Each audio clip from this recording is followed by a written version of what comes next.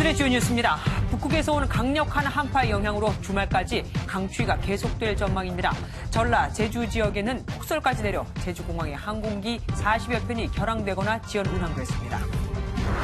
우리나라 연간 수출이 70년 만에 6천억 달러를 돌파했습니다. 하지만 유일한 버팀목인 반도체 경기 둔화로 내년 한국 경제는 올해보다 더 나빠질 것으로 보입니다.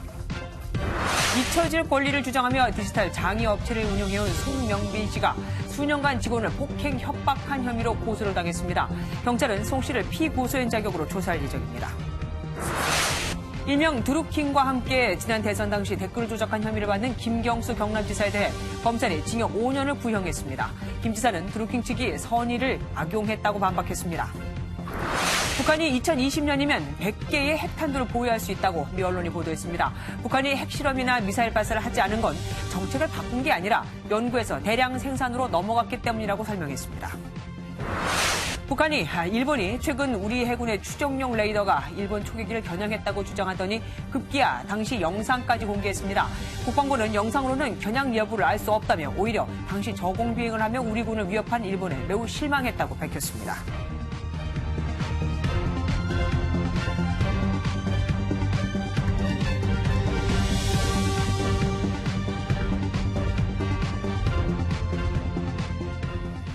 온종일 전국 대부분이 영하를 보이면서 동장군이 기승을 부렸습니다.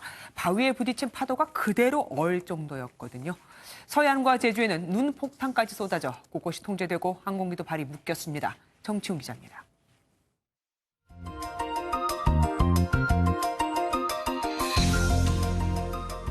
부산 다대포 앞바다에 친 파도가 그대로 얼어붙었습니다. 최강 한파가 몰아친 아침 출근길. 목도리를 두르고 옷매무새를 만져도 몸에 들어오는 한기를 막기 어렵습니다. 바람까지 더해져 체감온도가 무려 영하 20도에 육박하자 동장군을 막기 위한 사투가 벌어졌습니다. 경기와 강원 대부분 지역에는 종일 한파특보가 발효됐습니다. 한동안 포근한 날씨가 이어졌던 서해안 일대는 대설특보가 내려지면서 온통 하얀 눈세상으로 바뀌었습니다. 눈이 너무 많이 내려서 치워도 끝이 없네요. 전남 영광과 정북고창에 무려 20cm가 넘는 눈이 쌓였는데 눈이 그치지 않아 양이 더 많아질 것으로 보입니다. 제설 작업 속도보다 눈이 내리는 속도가 빠르다 보니 우체국 업무도 마비됐습니다. 농어촌과 섬지역 18곳 우체국에서 배달이 중지돼 주민 불편이 이어졌습니다. 내일도 힘들 것 같아서 월요일 정도에 배달할 수 있도록 하겠다고 지금 안내 메시지를 보내고 있습니다. 제주 앞바다가 심하게 일렁입니다. 대설에 강풍특보까지 겹치면서 여객기 40여 편에 발이 묶였고 한라산 출입도 통제됐습니다. 오후에 잠시 주춤했던 눈은 밤사이 또다시 내리면서 강해질 전망입니다. MBN 뉴스 정춘입니다. 기상청은 적어도 주말까지는 영하 10도를 밑도는 이 강추위가 계속될 것으로 내다보았습니다. 이수아 기자가 이번 한파의 원인, 특히 더 추운 이유를 알아봤습니다. 이번 한파는 러시아 연해주에 위치한 저기압의 영향이 컸습니다. 이른바 전리 저기압이라 불리는데 북극의 한기를 그대로 품어 여름에는 시원한 바람을, 겨울에는 강추위를 몰고 오는 저기압입니다. 전리 저기압이 반시계 방향으로 돌면서 몽골 북쪽의 찬 공기를 한반도 쪽으로 빠르게 끌어내린 겁니다. 현재 남하하는 공기는 5km 상공에서 영하 30도를 밑돌 정도로 차갑습니다. 최근 중위도 부근 공기 흐름이 느려진 것도 한몫 거들었습니다.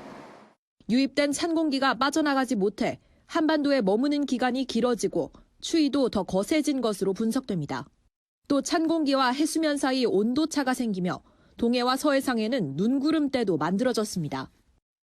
영하 10도를 밑도는 매서운 한파는 적어도 주말까지는 이어질 전망입니다.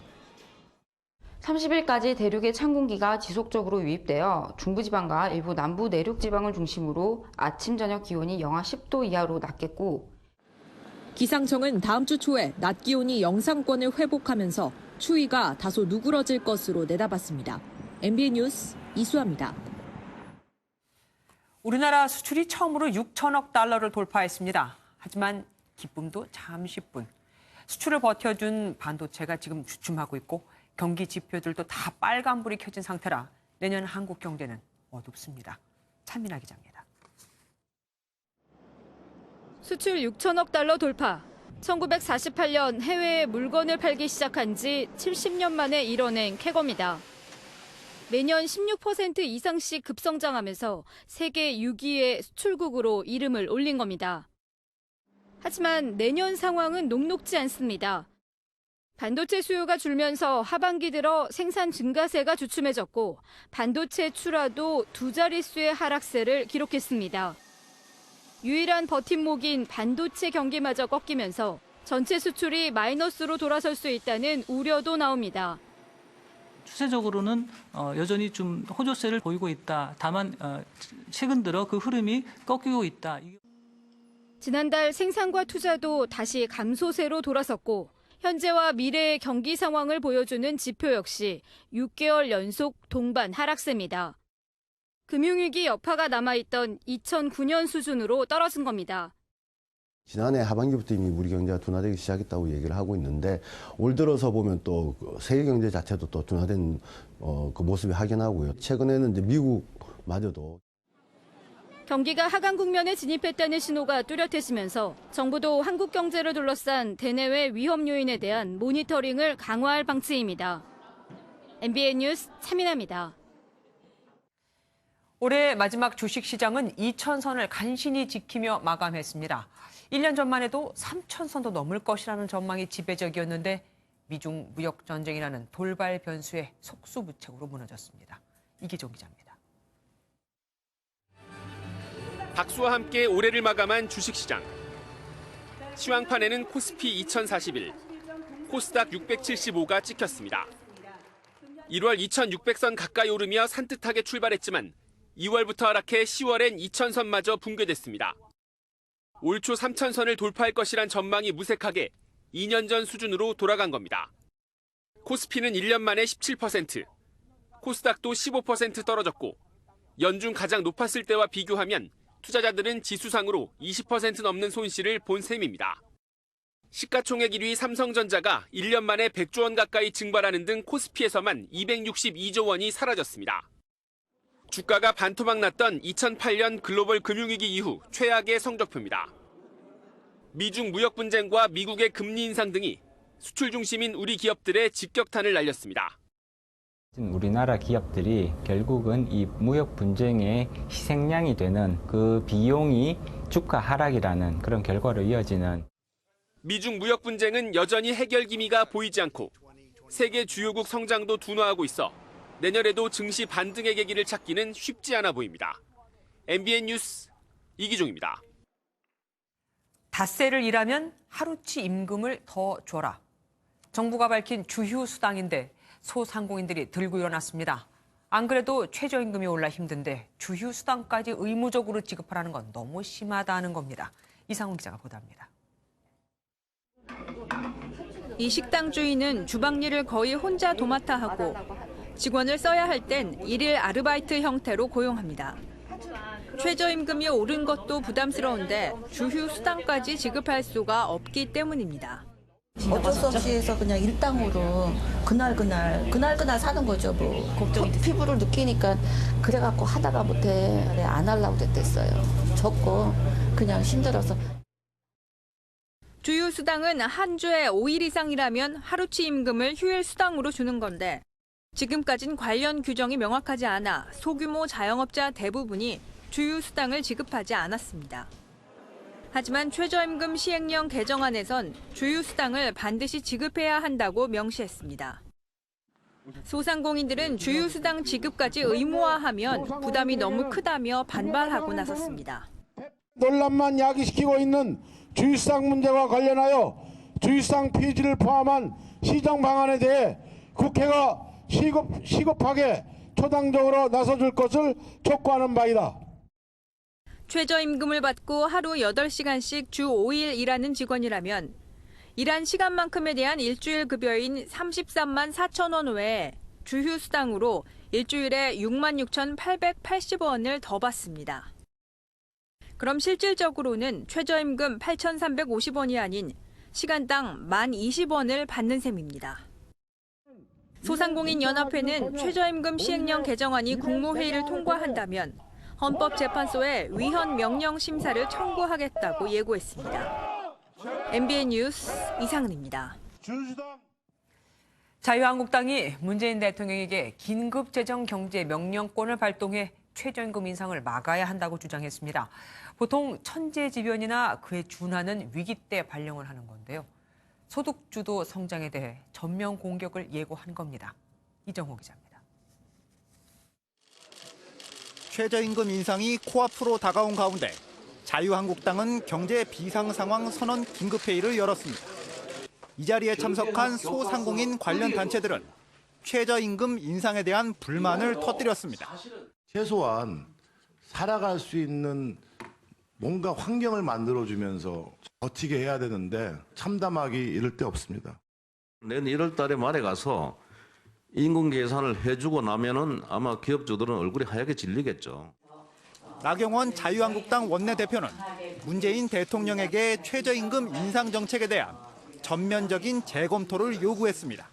자유한국당은 최저임금에 관한 대통령의 긴급 재정 명령 발동권을 요구합니다. 긴급 재정 경제 명령은 천재지변 또는 중대한 재정 경제상의 위기에서 대통령이 발동할 수 있으며 법률의 효력을 지닙니다.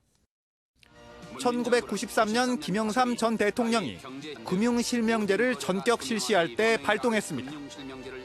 최저임금 인상 시점 유예를 요구해온 바른미래당도 문 대통령에게 날을 세웠습니다. 소득주도 성장 정책을 폐기하고 그 알량한 이념 편향적 경제 정책을 버리십시오. 더불어민주당은 긴급 재정경제 명령권 발동 요구가 어처구니 없다는 입장이어서 최저임금 인상을 둘러싼 여야 간 긴장감은 더욱 높아질 것으로 보입니다. MBN 뉴스 이정호입니다. 환경부가 김태우 수사관에게 건넨 문건에는 환경부 출신 인사들의 지방선거 출마 동향도 포함됐던 것으로 드러났습니다. 이에 대해 환경부 전직 고위 간부는 상식 밖의 일이라고 평가했습니다. 정설민 기자입니다. 환경부가 지난 1월 김태우 수사관에게 건넨 문건입니다. 환경부 출신 인사 5명의 6.13 지방선거 출마 동향이 담겼습니다. 출마 예상 지역과 정당까지 자세하게 나와 있습니다. 이렇게 문건까지 만들어 선거에 개입하려 했던 게 아니냐는 의혹이 제기됐습니다. 환경부는 내부 단속용이라고 해명했습니다. 출마 예정자에게 내부 정보를 제공하는 등 선거법 위반 행위를 막기 위한 현황 파악 차원이었다는 설명입니다. 출마 예정자 현황은 다 익히 알려진 사항인 거고 거기에 이제 간단하게 내부 감찰 계획이 이렇다는 한쪽짜리 분량. 하지만 환경부의 한 전직 고위 간부는 정부 부처 퇴직자의 출마 동향을 청와대에 보고하는 건 상식 밖의 일이라고 지적했습니다. 문건에 등장한 한 인사는 환경부를 떠난 지 10년도 넘었다며 문건 작성 배경에 의구심을 표했습니다.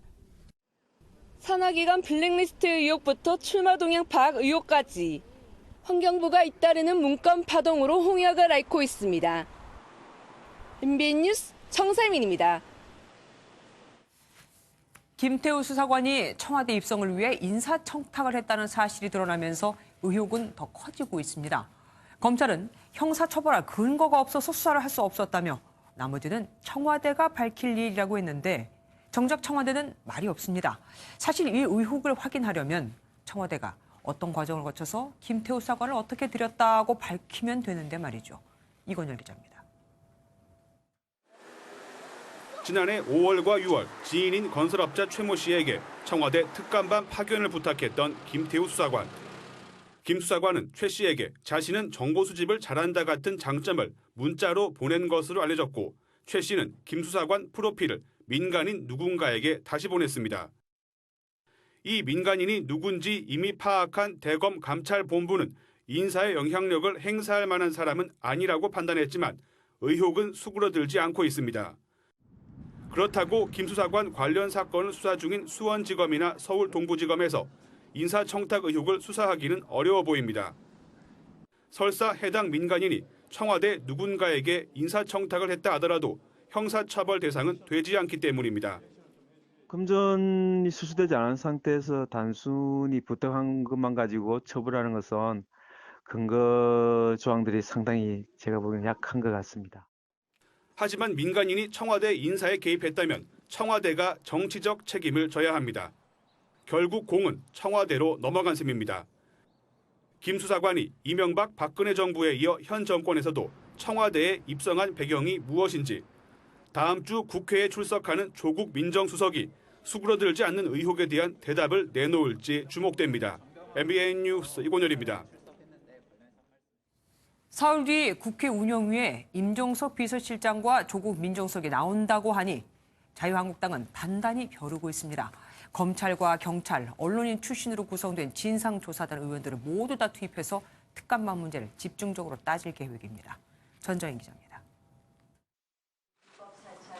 청와대 특감반의 민간인 사찰 의혹을 연일 제기하고 있는 자유한국당은 오는 31일 국회 운영위원회를 벼르고 있습니다. 임종석 대통령 비서실장과 조국 민정수석이 출석하는 만큼 철저한 진상규명에 집중하겠다는 구상입니다.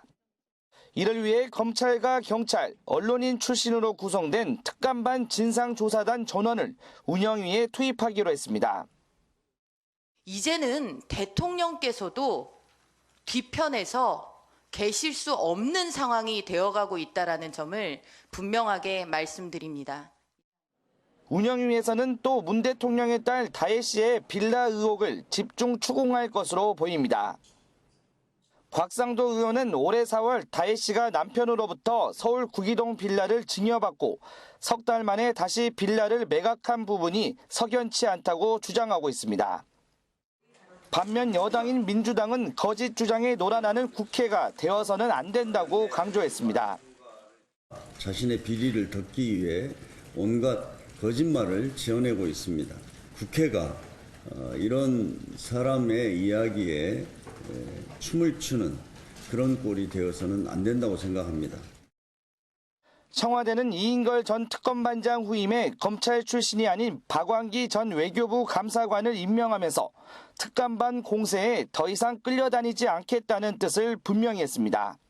MBN 뉴스 전정인입니다. 온라인에서 잊혀질 권리를 주장하며 관련 특허도 갖고 있는 송명빈 마커그룹 대표가 직원을 수년간 폭행하다가 경찰 조사를 받는 신세가 됐습니다. 해준우 기자가 보도합니다. 사무실에서 중년 남성이 직원의 얼굴을 주먹으로 강하게 때립니다. 그래도 분이 풀리지 않는지 고통스러워하는 직원을 따라가 등을 2차례 더 때립니다. 직원을 폭행하는 남성은 디지털 소멸업체 마커그룹의 송명빈 대표. 이 업체에서 5년간 일해온 양모 씨는 송 대표로부터 수년간 상습적인 폭행과 협박을 당했다며 검찰에 고소장을 접수했습니다. 고소장에서 양 씨는 지난 2016년부터 3년간 쇠파이프와 강목 등으로 수시로 폭행당했다고 주장했습니다. 피해자가 계속 이런 상태로 있으면 죽을 수도 있기 때문에 벗어나기 위해서는 뭔가 증거를 남겨야 그 양말 속에 숨겨서 이제 녹음을 하게 된 거고요. 송 대표는 양 씨가 회사 돈을 횡령하고 심할서도 다수 작성하는 등 업무에 문제가 많았다고 주장하는 것으로 전해졌습니다.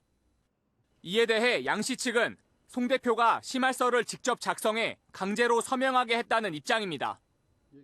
양 씨에 대한 조사를 마친 경찰은 제출된 증거 자료를 분석하고 다음 달 초 송 대표를 소환해 조사할 방침입니다. MBN 뉴스 배준우입니다. 공개된 영상 속에서 송명빈 마커그룹 대표는 직원 양모 씨에게 무차별적인 폭행과 폭언을 퍼붓고 심지어 청부살인 협박도 서슴지 않았습니다. 도망 못 가게 한다며 여권까지 갖고 오겠습니다. 정수정 기자입니다. 직원 양모 씨가 폭행을 당할 당시 상황을 녹음한 음성 파일입니다. 일하지 말고 앉아 그냥. 일하지 마. 양 씨를 식충이라고 비하하면서 송 대표의 폭행은 멈추지 않습니다.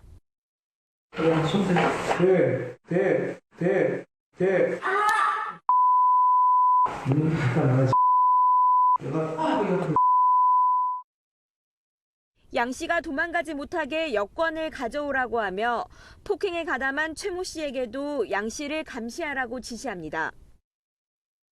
너 여권 갖고 와. 야, 도망가니까 따라와. 또 너는 죽을 때까지 맞아야 한다. 청부살인도 고민하겠다며 자신이 정신과 치료를 받았기 때문에 살인을 해도 징역을 오래 안 산다는 취지의 말도 서슴지 않은 것으로 알려졌습니다. 이 같은 폭로에 송 대표는 양 씨가 먼저 자신을 폭행하고 폭언하는 등 폭력을 유도했다고 해명한 것으로 전해졌습니다. MBN은 송 대표의 해명을 직접 듣기 위해 수차례 전화했지만 연결이 되지 않았습니다. MBN 뉴스 정수정입니다. 송명길 마커그룹 대표는 온라인에 남은 개인정보의 삭제, 이른바 잊혀질 권리를 주장하며 세계 최초로 디지털 소멸 프로그램을 개발해 유명세를 탔던 인물입니다. 박근혜 정부 때는 창조경제 멘토로 활동했고 문재인 대통령의 대선 캠프에서도 몸을 담았었습니다. 전남주 기자입니다. 송명빈 마커그룹 대표가 회사 홍보 동영상에 출연한 모습입니다. 송 대표는 온라인에 남은 자신의 정보를 지워 더 이상 떠돌아다니지 않도록 하는 프로그램의 창시자입니다. 디지털 파일 전체에도 수명을 관장하는 요소를 삽입하겠다라고 하는 개념입니다. 이것은 세계 최초로 디지털을 유기체로 보기 시작한 관점이고요. 이 프로그램은 송 대표가 지난 2015년 출간한 책 잊혀질 권리 나를 잊어주세요에서 소개되면서 주목을 받았습니다. 이후 송 대표는 디지털 소멸 시스템 분야의 최고 전문가로 떠올랐습니다. 디지털 소멸 시장은 이제 막 열리기 시작한 블루오션입니다. 민간과 정부와 학계가 함께 힘을 모은다면 또 송 대표는 박근혜 정부에선 미래창조과학부 창조경제타운 우수멘토로 활동했고 문재인 대선 캠프에도 몸담았다가 지금은 방송통신위원회 상생협의회 위원을 지내고 있습니다. 디지털 소멸 분야 전문가로 명성을 날렸던 송 대표. 하지만 직원 폭행 논란의 중심에 서게 됐습니다. MBN 뉴스 전남주입니다. 드루킹 사건으로 기소된 김경수 경남지사에 대해 특검이 국회의원이 불법 사조직을 이용해 민의를 왜곡했다며 징역 5년을 구형했습니다. 김 지사는 드루킹 측이 선의를 악용했다고 반박했습니다. 이호정 기자입니다. 특검이 김경수 경남지사에게 징역 5년을 선고해달라고 재판부에 요청했습니다. 댓글 조작 혐의에 대해 징역 3년, 드루킹 측에게 외교관 자리를 제안한 혐의에 대해선 징역 2년을 각각 구형했습니다. 공모관계로 보는 드루킹 김 씨와 인사청탁 대상자인 도모 변호사의 구형한 형량이 고려된 것으로 보입니다. 특검은 선거를 위해서라면 불법 행위를 하는 사조직을 동원할 수 있고 공직을 거래 대상으로 취급할 수 있다는 일탈한 정치인의 모습을 보여줬다고 구형 이유를 설명했습니다. 하지만 김경수 지사는 그간 재판을 통해 충분히 소명했다며 여유를 보였습니다. 그 주장은 전혀 사실이 아니고 어불성설이다라고 하는 것을 충분히 반박했다고 봅니다. 김 지사는 최후 진술을 통해 드루킹의 주장이 사실이라면 인사청탁이나 문재인 대통령과의 통화 등 이런 무리한 요구들이 관철됐어야 하는 것이 아니냐고 반문했습니다. 두 달간의 치열한 공방을 지켜본 재판부는 다음 달 25일 김 지사와 드루킹 일당에 대한 1심 선고를 내릴 예정입니다. MBN 뉴스 유호정입니다. 북한이 올해 핵과 미사일 실험을 하지 않은 건 비핵화에 의지가 있어서가 아니라 연구 개발을 끝내고 대량 생산에 들어갔기 때문이라는 보도가 나왔습니다. 1년 뒤면 핵탄두 100여 개를 보유할 것이라는 전망까지 나왔습니다. 구경호 기자입니다. 북한이 마지막으로 핵실험을 감행한 것은 지난해 9월 6차 핵실험이었습니다. 대륙간 탄도로켓 장착용 수소탄 시험에서 완전 성공! 2달 뒤엔 화성 15형 미사일 발사에 성공했고 김정은 국무위원장은 올 초 신년사를 통해 의미심장한 메시지를 전했습니다. 그 위력과 신뢰성이 확고히 담보된 핵탄두들과 탄도로켓들을 대량 생산하여 실전 배치하는 사업에 박차를 가해 나가야 합니다. 핵 미사일 실험을 완성하고 대량 생산 체제로 들어가겠다는 말이었는데 북한이 실제로 비핵화를 약속하면서도 핵탄두를 생산해왔다는 주장이 나왔습니다. 영국 왕립군사연구소 전문가는 미 MBC와의 인터뷰에서 위성 사진을 토대로 김정은 위원장은 정책을 바꾸지 않았으며 북한이 연구와 개발해서 대량 생산으로 옮겨갔다고 밝혔습니다. 다른 전문가는 북한의 현재 생산 속도를 고려하면 2020년까지 핵탄두 약 100개를 보유할 수 있다고 내다봤습니다. 사실이라면 김정일처럼 김정은 국무위원장도 정상회담을 핵 미사일 배치에 필요한 시간 벌기로 이용하고 있다는 의혹에 신빙성이 더해집니다.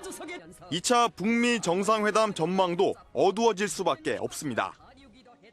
이런 가운데 중국 외교당국은 북한이 비핵화와 관련해 실질적인 조처들을 했다며 유엔 안보리가 제재 완화를 고려해야 한다고 주장해 대조를 이뤘습니다. MBN 뉴스 구경호입니다. 탈북민을 지원하는 하나센터가 해킹을 당해서 탈북민 1,000명의 개인정보가 유출됐습니다. 아주 간단한 방법으로 해킹이 됐는데 문제는 누가 어떤 목적으로 저지른 건지 아직 모른다는 겁니다.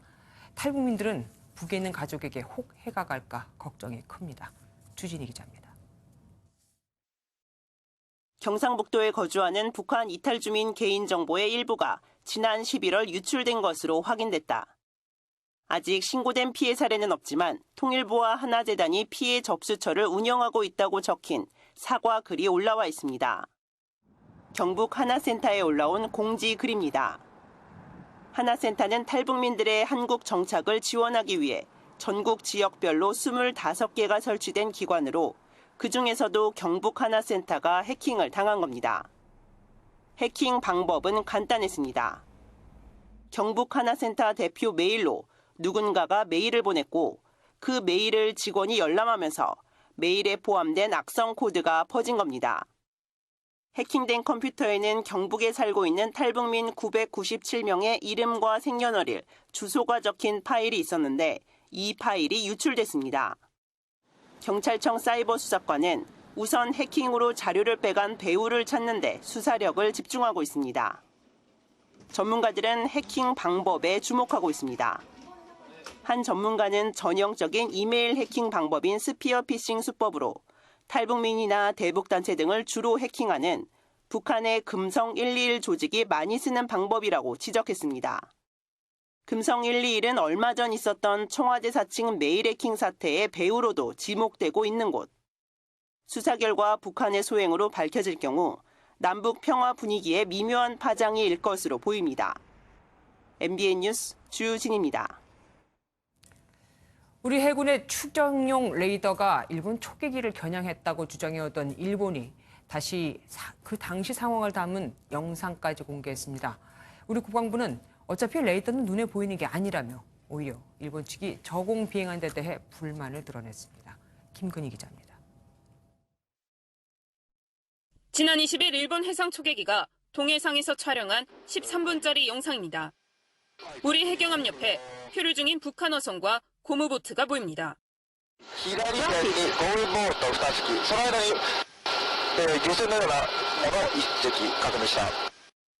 그 옆에 있는 함정이 바로 우리 해군의 광개토 대항함입니다.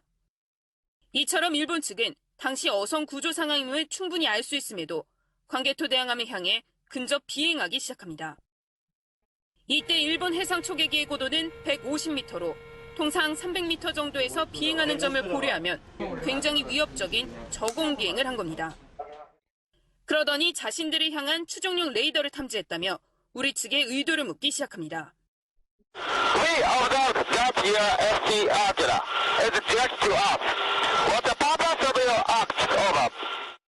하지만 우리 국방부는 추정용 레이더를 발사한 적 없다며 강한 유감의 뜻을 밝혔습니다. 레이더 발사 여부는 영상이 아닌 주파수를 확인해야 하는데 일본이 정작 주파수는 공개하지 않은 채 일방적인 주장을 하고 있다는 겁니다. 일측 주장에 대한 객관적인 증거로 보기 어렵습니다. 일방적인 내용을 담은 영상을 공개해 사실관계를 호도하고 있는 것에 대해 다시 한번 유감을 표명합니다. 한일 군 당국 간 주장이 엇갈리는 가운데 일각에서는 당시 일본 측이 추정용 레이더와 다른 레이더의 주파수를 착각했을 가능성도 나옵니다. MBN 뉴스 김근희입니다. 정부가 양심적 병역 거부자들에 대한 대체 복무안을 확정했습니다. 그런데 벌써부터 인권위와 시민단체들이 반발하고 있습니다. 연장현 기자입니다. 정부가 오늘 입법 예고한 병역법 개정안을 보면 양심적 병역 거부자들에 대해 36개월 동안 교정시설에서 합숙을 한다는 복무 기간과 형태 등이 담겨 있습니다. 개정안대로라면 앞으로 대체복무자들은 교도소에서 취사와 보급품 배급 지원 등의 노동근무를 소화하게 됩니다. 예비군 훈련에 상응하는 대체복무 방안도 마련됐는데 현역병 예비군 훈련 시간의 2배만큼 교정시설에서 근무합니다. 앞서 국방부가 일반 국민과 현역병 등을 상대로 실시한 여론조사 결과 일반 국민의 42.8%, 현역병의 76.7%가 36개월 복무기간이 가장 적당하다고 응답했습니다. 국방부는 제도 정착 과정에서 유연한 대처를 위해 조정 가능성은 열어놨습니다. 국무회의 심의와 대통령 승인을 거쳐 1년의 범위 내에서 조정할 수 있도록 법률안을 마련하였습니다. 하지만 정부안에 대해 국가인권위원회와 시민단체들은 국제인권 기준을 충분히 반영하지 못했다며 평가절하했습니다. 소수자 문제에 취하고 있는 태도들, 여러 태도들과 전혀 다를 바 없다는 점에서 무척 실망스럽습니다. 정부가 마련한 대체복무안은 내년 초 국회 심사 등을 거친 뒤 2020년 1월부터 시행될 예정입니다. MBN 뉴스 연장현입니다. 문재인 대통령이 갓 입대하는 훈련병들이 있는 전방의 신병교육대를 방문했습니다. 공교롭게도 요즘 특히 20대 남성들 사이에서 문 대통령의 지지율이 낮죠. 이를 의식한 것으로 보입니다. 황재헌 기자입니다. 군복을 입은 문 대통령은 선물로 사온 치킨과 피자를 곁들인 점심을 훈련병 200명과 함께 먹었습니다. 환호 속에 진행된 간담회에서는 휴대전화 허용과 외박 위수 지역 폐지 정책을 언급하며 장병들을 격려했습니다. 휴대폰을 통해서 가족들이나 또 여자친구 있는 분들 있어요?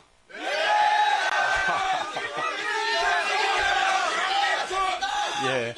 그래요. 이 고무신 거꾸로 신기 안 치지 않도록 또 이제 소통도 하고, 예. 그러면 좋겠죠. 예. 훈련병들이 고대하던 가족과의 영상통화에도 깜짝 등장했습니다. 예, 문재인 대통령입니다. 반갑습니다. 문재인 대통령. 안녕하세요. 퇴소식 하는 거 아시죠? 예, 알고 있습니다. 자, 어머니 그때 오실 겁니까? 예, 갈 거예요. 문 대통령의 이번 방문은 최근 20대 남성 지지율이 급락한 것을 의식한 조치로 풀이됩니다. 양심적 병역 거부 인정 등을 둘러싸고 20대 남성들의 불만이 커지고 있기 때문입니다.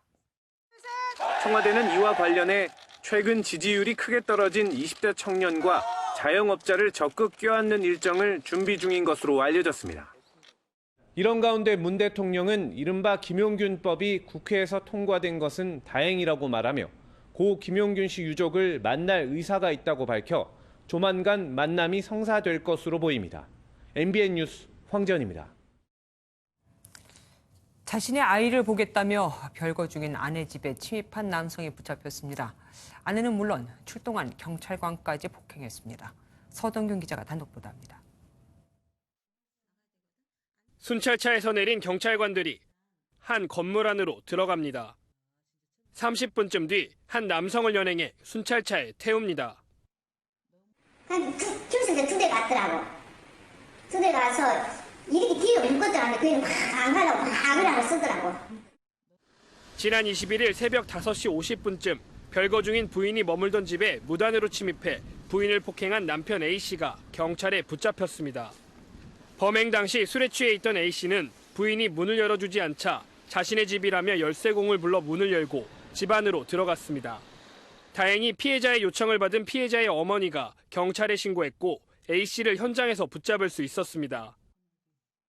A씨는 현장에 출동한 경찰관의 허벅지를 물어뜯고 얼굴을 가격하는 등 경찰관에게도 폭력을 행사한 것으로 알려졌습니다. A씨는 경찰 조사에서 아이가 보고 싶어 찾아갔는데 문을 열어주지 않아 화가 나 범행을 저질렀다고 진술한 것으로 알려졌습니다. 서울 중부경찰서는 A씨를 공무집행 방해와 폭행 혐의로 구속했습니다. MBN 뉴스 서동균입니다. 걸그룹 SAS 출신 유수영 씨가 해외 상습 도박 혐의로 재판에 넘겨졌습니다. 이현재 기자입니다. 예명 슈로 활동했던 걸그룹 SAS 출신 유수영 씨가 상습적으로 해외 원종 도박을 한 혐의로 불구속 기소됐습니다. 검찰 수사 결과 유 씨는 지난 2016년 8월부터 지난 5월까지 마카오 등 해외에서 수차례에 걸쳐 약 8억 원 규모의 도박을 한 것으로 드러났습니다. 반면 서울 광진구 소재 한 호텔 카지노에서 도박을 한 혐의는 처벌을 면했습니다. 관광진흥법상 내국인은 강원랜드만 출입할 수 있지만 유 씨는 해외 영주권자이기 때문에 특례 조항을 적용받는다고 검찰은 설명했습니다. 특히 이 카지노에서 지난 6월 2명에게 각각 3억 5천만 원과 2억 5천만 원의 도박 자금을 빌렸다 갚지 않아 사기 혐의로 고소된 건은 무혐의 처분됐습니다. 검찰은 유 씨가 고소인들을 속여 돈을 받아낸 것은 아니기 때문에 돈을 갚지 않았다는 사실만으로는 사기죄가 성립되기 어렵다고 밝혔습니다. 고소인 측은 검찰의 결정에 즉각 반발했습니다. 검찰 결정에 불복해서 항고를 제기할 예정이고 빌려준 돈을 반환받기 위해서 민사소송을 제기할 예정에 있습니다. 검찰은 고소인 윤모 씨가 도박에 사용될 것을 알면서도 돈을 빌려준 도박 방조 혐의가 있다고 보고 윤 씨도 유 씨와 함께 불구속 기소했습니다. MBN 뉴스 이현재입니다.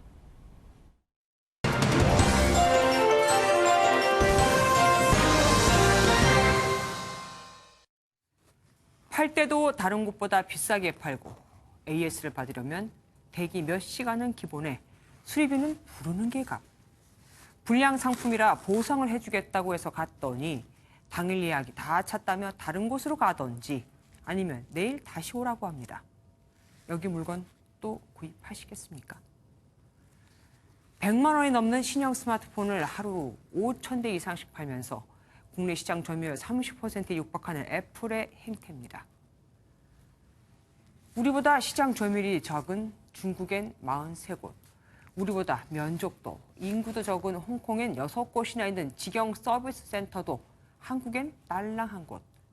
나머지는 외주 업체에 위탁 운영을 하고 있는데 그러다 보니 서비스의 질도, 품질도 제각각입니다.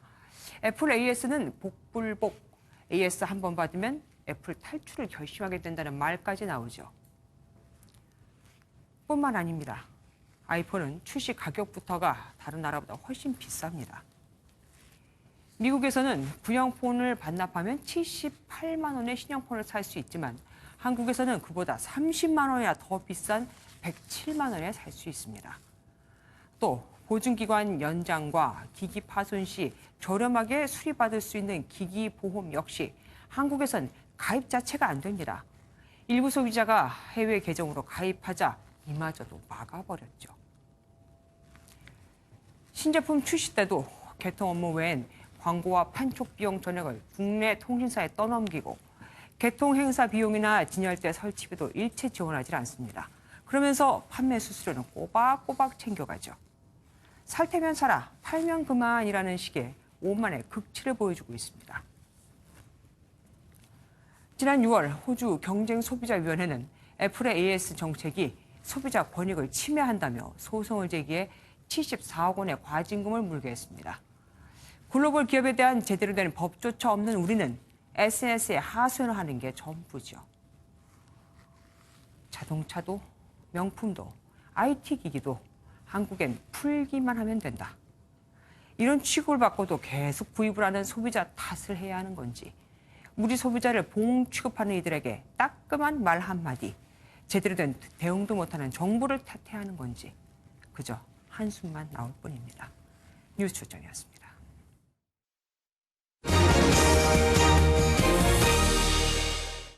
어제 국회에서 김용균법이 처리됐지만 그게 다인 걸까요? 택시 카풀 문제 논의를 위한 사회적 기구 출범은 무산됐고 선거구제 개혁을 논의할 정개특위는 20분 만에 파행됐습니다. 김문영 기자입니다. 카풀업계와 택시업계의 상생 방안을 찾기 위한 사회적 대타협 기구의 출범이 무산됐습니다. 더불어민주당과 국토부, 카카오 관계자들이 오전부터 택시단체의 참여를 기다렸지만 공식적으로 참여를 하지 않겠다라는 의사를 받은 바가 없기 때문에 약속을 지킬 것으로 믿고 일단은 기다려보기로 하겠습니다. 택시단체가 카풀 서비스 전면 중단을 요구하며 불참을 통보해 회의는 20분 만에 무산됐습니다. 타격 단체 대표자들이 지금 천막에 있습니다. 서비스 중단을 선 정보가 오면은 여기 참석하기로 돼 있는데. 정부 여당은 카풀 서비스는 이미 법으로도 보장됐고 시대적인 흐름이라며 대화를 계속 거부할 경우 택시업계의 생존권을 더 이상 보호할 수 없다고 압박했습니다. 선거제도 개혁을 논의하는 국회 정치개혁특별위원회도 장제원 자유한국당 의원이 20분 만에 회의장을 나가면서 파행을 빚습니다. 지난 회의에서 이철희 민주당 의원이 자유한국당이 연동형 비례제에 합의해 놓고 반대한다며 사기라 말한 것이 논란이 됐습니다. 어떻게 상대방에게 사기라는 표현을 쓸 수 있습니까? 회의하지 말자는 것 아닙니까? 가까스로 빈손 국회를 면했던 국회이지만 우리 사회의 갈등에는 제대로 된 해법을 내놓지 못한다는 지적의 목소리가 나옵니다. MBN 뉴스 김문영입니다. 어제 국회 본회의에는 현역 의원 28명이 참석을 하지 않았습니다. 국회 부의장은 중남미로, 또 다른 일부는 베트남 다낭으로 가버렸거든요. 국회의원의 역할 중 가장 중요한 게 법안 통과죠. 다낭은 대표적인 휴양지인데 본회의를 빼먹고 갈 정도로 시급한 일이 있었나 봅니다. 이동석 기자입니다. 국회 운영위원회 한국당 소속 의원들의 해외 출장 논란이 도마 위에 올랐습니다. 김성태, 곽상도, 신보라, 장석준 의원이 어제 열린 국회 본회의에 불참한 채 베트남 다낭으로 해외 출장을 떠났기 때문입니다. 해당 의원들은 베트남 주요 인사면담, 현지 무역관 방문 등을 내세우며 의원 외교를 강조했지만 비난은 이어졌습니다. 얼마나 훌륭한 일을 하시려고 했는지 국민 무시, 또 입법부의 의무 해태로 볼 수밖에 없는 일입니다. 이에 대해 나경원 원내대표는 확대 해석을 경계하며 말을 아꼈습니다. 그래서는 저도 내용을 파악하고 있습니다. 이주영 국회 부의장 역시 2023년 세계 잼버리 대회 홍보차 중남미를 방문하며 본회의에 불참한 상황. 의원 외교라는 해명과 본회의 출석 우선이라는 의견이 엇갈리며 국회의원의 해외 출장이 또다시 논란거리가 되고 있습니다. MBN 뉴스 이동석입니다. 숫자를 보는 오늘의 뉴스입니다. 지난해 퇴직연금을 깬 근로자가 5만 명을 넘었습니다. 퇴직연금 중도 인출은 곧 해지를 의미하는데 1년 사이에 무려 1만 명 이상이 는 겁니다. 왜 퇴직연금까지 깼을까? 3명 중 2명이 집을 사거나 빌리기 위해서였습니다. 주거 부담은 커지고 경비는 나빠졌다는 이야기죠. 연령별로 보면 역시 주택 구입이 주 연령층인 30대와 40대가 퇴직연금 해약의 대부분을 차지했습니다. 집값 상승 신호가 포착되는 수도권 지역을 정부가 또다시 규제 대상으로 지정했습니다. 반면 집값이 뚝 떨어지면서 조정 대상 지역 해제를 줄기차게 요구해온 부산 지역 4곳은 규제를 풀기로 했습니다. 신동규 기자입니다. 집값 상승 신호가 포착된 지역이 또다시 고강도 규제를 받게 됐습니다. 정부는 부동산 과열 우려가 있다며 수원 8달구와 용인 수지구, 기흥구 등 3곳을 신규 조정 대상 지역으로 지정했습니다. GTX 노선 착공 등 호재가 있는 지역에 대해 시장 불안 요인을 사전에 차단한다는 취지입니다. 지난 1년간 수원이라든지 용인의 집값 상승률이 높았고요. 수원 8달이라든지 용인 기흥 등의 지역은 앞으로 GTX 사업 진전에 따라서 시장 불안 요인이 있다고 판단되어 반면 부산 남구의 한 아파트 단지인 이곳은 상황이 정반대입니다.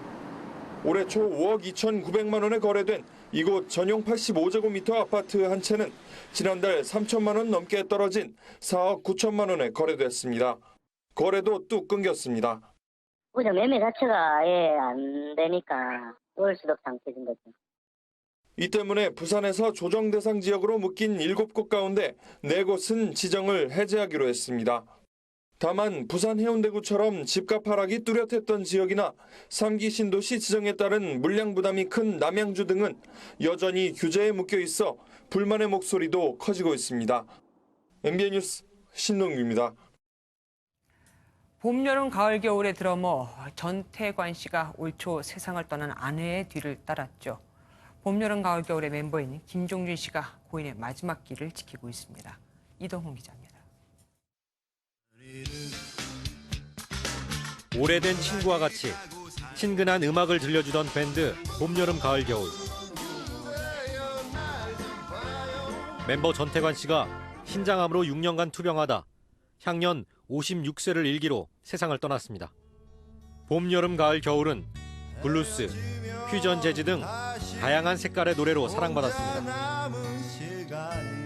사람들은 모두 변하나 봐, 어떤 이의 꿈, 브라보 마이 라이프 등 30여 년간 팬들의 귀를 즐겁게 해줬고 전태관 씨는 한국 대중음악의 자존심이라고 불렸습니다. 전태관이 없는 봄, 여름, 가을, 겨울은 봄, 여름, 가을, 겨울이라고 생각하지 않습니다. 그의 음악을 기억하고 즐겨주실 수 있도록 그가 살아있을 때처럼 최고의 음악을 하도록 노력하겠습니다. 온라인에서도 추모가 이어졌고 빈소에는 많은 팬이 찾아왔습니다. 가요계 선후배들도 안타까움을 감추지 못했습니다. 친형처럼 되게 이렇게 따뜻하게 이렇게 인사해 주시는 그런 모습이 되게 좀 되게 마음이 따뜻한 분이었다라는 그런 분이었던 선배님이었어요. 김종준 씨께서 끝까지 온화한 미소를 잃지 않았던 고 전태관 씨. 젠틀맨 드러머라는 별명처럼 따뜻한 기억을 남기고 떠나갔습니다. MBN 뉴스 이동훈입니다. 미 연방정부의 셧다운을 해결하기 위해 상원 본회의가 소집됐지만 별다른 해결책 없이 몇 분 만에 끝났습니다. 셧다운 사태가 내년까지 이어질 가능성이 커진 가운데 캘리포니아에서는 경찰관이 불법 이민자에게 총격을 당하는 사건이 벌어졌습니다. 신재우 기자입니다. 미국 연방정부 셧다운 사태가 벌어진 지 엿새째. 여야 간 대립이 팽팽히 맞선 가운데 상원은 셧다운 사태 해결을 위해 본회의를 소집했지만 특별한 조치 없이 4분 만에 휴회했습니다. 이로써 극적인 타결책이 나오지 않는 한 이번 사태는 새해로 이어질 가능성이 커졌습니다. At this point, it looks like we could be in for a very long-term shutdown. 그런데 캘리포니아에서 미국 국적의 경찰관 한 명이 픽업 트럭을 검문하는 도중 운전자의 총격에 숨지는 사건이 벌어졌습니다. 아직 피의자의 정확한 신원은 공개되지 않은 채 불법 이민자라는 점만 확인된 상태. 불법 이민자를 막기 위한 장벽 건설을 둘러싼 갈등으로 시작된 셧다운 사태 도중 이러한 총격 사건이 벌어지면서 파장은 커지고 있습니다. He doesn't belong here. He's a criminal. 트럼프 대통령은 SNS를 통해 이번 사건을 부각시키면서 국경 장벽 건설의 필요성을 재차 강조했습니다. MBN 뉴스 신재우입니다.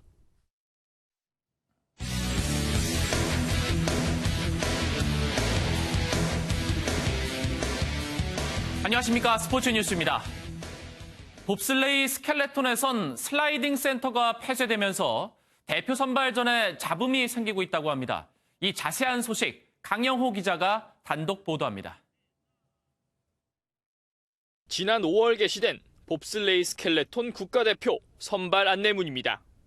20명을 뽑겠다고 했지만 실제 선발 인원은 24명이었습니다. 평창올림픽 메달리스트 윤성빈, 원윤종, 서영우, 김동현이 선발전을 거치지 않고 뽑힌 겁니다. 선수들 사이에선 공정성 문제에 대한 불만이 쏟아져 나왔습니다. 우리 봅슬레이 스켈레톤은 이제 왜 저렇게 공정하게 하지 않을까. 당연히 대표팀 선발전에 출전을 안 하게 되면 당연히 박탈되는 게 맞는 건데. 국가대표 선발을 주관한 대한봅슬레이 스켈레톤 경기연맹은 선발전을 치를 경기장이 없었다고 해명합니다. 당초 평창 슬라이딩 센터에서 선발전을 열 예정이었지만 올림픽 이후 문을 닫아 실행에 옮길 수 없었다는 겁니다. 결국 주행 능력 테스트 대신 실내 연습장에서 스타트 기록 측정만으로 인원을 뽑고 여기에 각종 대회에서 검증된 선수들을 추가했습니다. 미국이나 캐나다에서도 어느 정도 진행이 되고 있는 부분이고, 점점 종목 경험이나 이제 정확하게 주행 능력을 따지기에는 이제 해당 실외 스타트 경기장에서는 부족한 부분이 있기 때문에 연간 10억 원이 넘는 운영비로 인해 평창 슬라이딩 센터의 재개장은 여전히 요원한 상황입니다. 100분의 1초의 차이로 순위가 결정되는 봅슬레이 스켈레톤. 불필요한 공정성 논란에서 벗어나기 위해 객관적인 기록 측정 대안이 시급해 보입니다. MBN 뉴스 강용호입니다. 어제 남녀농구 무적의 팀 현대모비스와 우리은행의 소식을 전해드렸는데 오늘은 그 반대 얘기를 좀 해야겠습니다. 한 경기 40점도 못 넣고 실책은 20개씩 하는 팀도 있습니다. 프로가 맞는지 묻고 싶을 정도입니다. 김동환 기자가 보도합니다. 신한은행 김아름의 슛이 림에도 닿지 않습니다. 한엄지의 슛도 허공만 가르고 이 공을 잡은 김아름의 패스는 아무도 없는 곳으로 갑니다.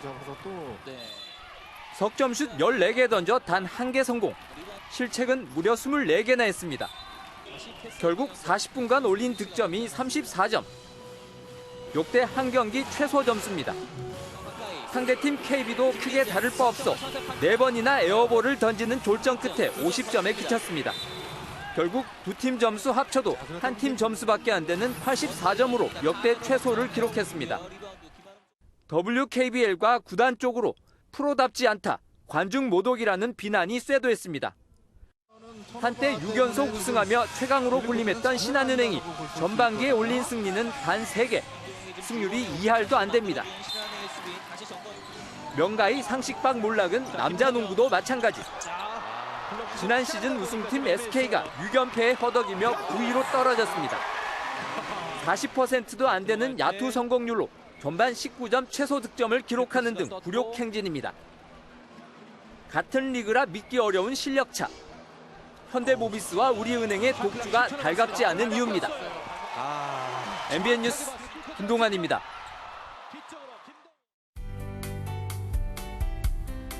중부지방에 이어 남부지방으로도 한파특보가 확대 강화됐습니다. 전국을 꽁꽁 얼어붙게 하는 세미탄파는 올해의 마지막 주말 동안도 계속되겠습니다.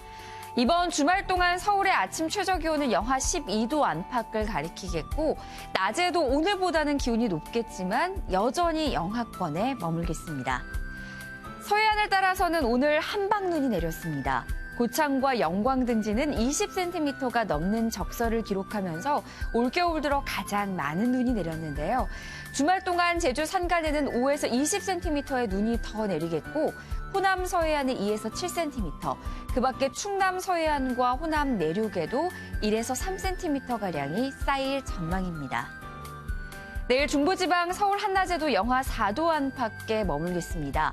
강풍의 체감온도는 이보다 더 낮겠습니다. 남부지방 광주의 아침 최저기온 영하 5도에서 출발하겠고 대구는 영하 7도까지 떨어지겠습니다. 강원 동해안에도 내일 강풍주의보가 새롭게 내려지겠습니다. 그 밖에 동해안을 따라서는 건조경보도 발효 중입니다. 맑은 날씨가 예상되면서 올해 마지막 해넘이와 새해 첫 해돋이를 보시는데 날씨로 인한 큰 불편함은 없겠습니다. 날씨였습니다. 뉴스팔이 선정한 이 한 장의 사진입니다. 가정 불화와 우울증에 시달린 남자가 무차별 총력을 가하는 일촉즉발의 상황. 9시간이 넘는 밤샘 대치 속에 총격범의 마음을 움직인 건 경찰관이 부른 화이트 크리스마스라는 캐롤이었습니다. 결국 이 총격범은 자수를 했죠. 이 사건을 담당한 검사는 당시 경찰들에게 쿠키를 대접하며 감사의 마음을 전하기도 했습니다. 총격범의 마음을 움직인 것도 지친 경찰관들을 위로한 것도 결국 작은 관심이었습니다. 뉴스파 여기서 마치겠습니다. 함께해 주신 여러분 고맙습니다.